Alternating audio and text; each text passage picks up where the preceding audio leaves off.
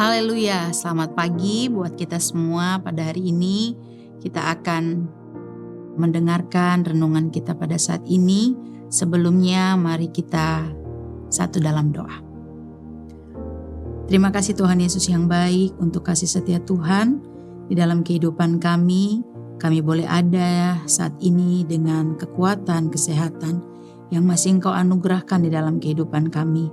Tuhan tolong sepanjang hari kami beraktivitas, tapi sebelum memulai segala aktivitas kami ingin mendengarkan firman-Mu, merenungkannya. Kiranya Tuhan tolong supaya kami dapat memahami dan melakukannya di dalam kehidupan kami setiap hari. Inilah yang menjadi doa kami. Dalam nama Tuhan Yesus Kristus kami berdoa. Haleluya. Amin. Puji Tuhan. Bapak Ibu, saudara-saudari dimanapun kita ada hari ini, mari kita lihat firman Tuhan yang terambil di dalam kitab Yoel pasal yang kedua, ayatnya yang ke-25 sampai dengan yang ke-26. Aku akan memulihkan kepadamu tahun-tahun yang hasilnya dimakan habis oleh belalang pindahan, belalang pelompat, belalang pelahap, dan belalang pengerip, tentaraku yang besar yang kukirim ke antara kamu. Maka kamu akan makan banyak-banyak dan menjadi kenyang, dan kamu akan memuji-muji nama Tuhan Allahmu yang telah memperlakukan kamu dengan ajaib, dan umatku tidak akan menjadi malu lagi untuk selama-lamanya. Puji Tuhan, pada hari ini kita akan sama-sama merenungkan firman Tuhan yang berjudul Waktunya Pulih. Berbicara waktunya pulih berarti ada masa-masa yang dialami hal-hal yang mungkin tidak menyenangkan, baik itu dari hal kesehatan, ekonomi, sampai kepada spiritual. Dalam pembacaan kita hari ini, kita melihat umat Israel mengalami keadaan yang tidak menyenangkan. Masa di mana mereka harus mengalami penderitaan, keluh kesah, dan hilangnya rasa syukur. Dalam ayat 25 tadi ditekankan bahwa aku akan memulihkan kepadamu tahun-tahun yang hasilnya dimakan habis oleh belalang pindahan, belalang pelompat, belalang pelahap, belalang pengerip, tentaraku yang besar yang kukirimkan ke antara kamu. Dalam hal ini Allah ingin memulihkan tahun-tahun dan waktu bagi mereka yang hilang, karena mereka mengalami masa paceklik. Belalang-belalang ini menyerang hasil pertanian mereka.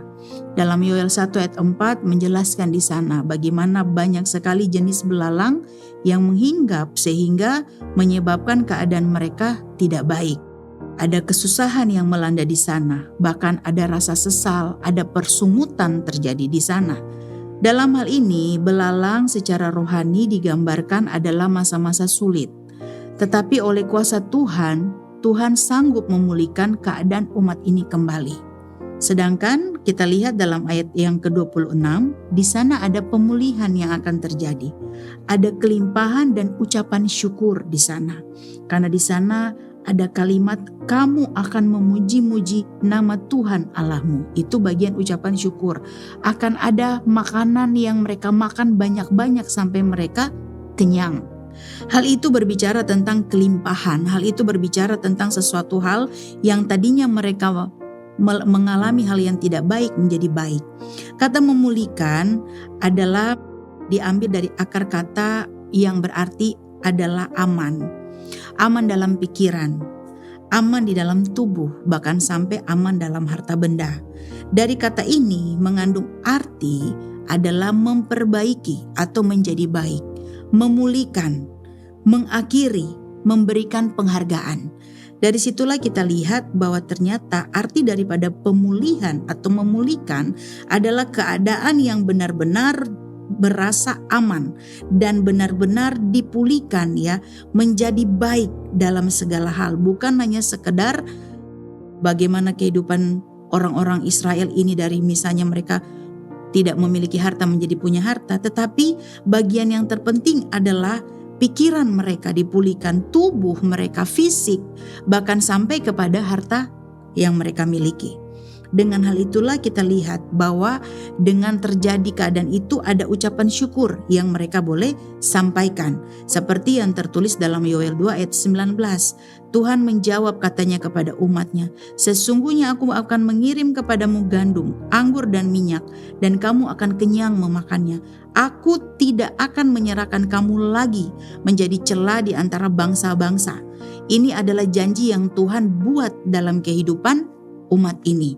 Bahkan dikatakan dalam ayat 26 terakhir, tidak ada rasa malu lagi atau malu tidak ada lagi di hadapan mereka.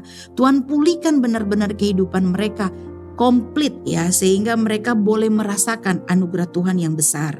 Dari kejadian ini, bagi kita yang hidup sekarang ini, apa pelajaran yang boleh kita ambil, saudaraku? Hal yang pertama yang akan saya bagikan, bagaimana kita jangan sampai kita putus asa dengan masa lalu.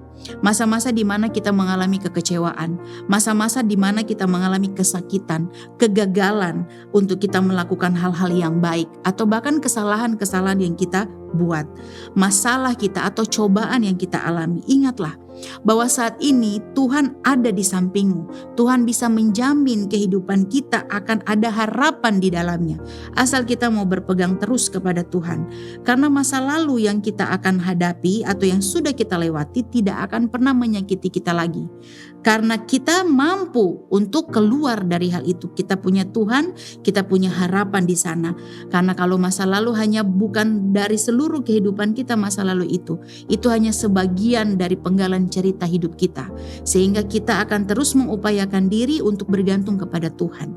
Yang kedua, hal apa yang kita perlu pelajari? Pemulihan terjadi karena ada pertobatan. Ini sangat penting.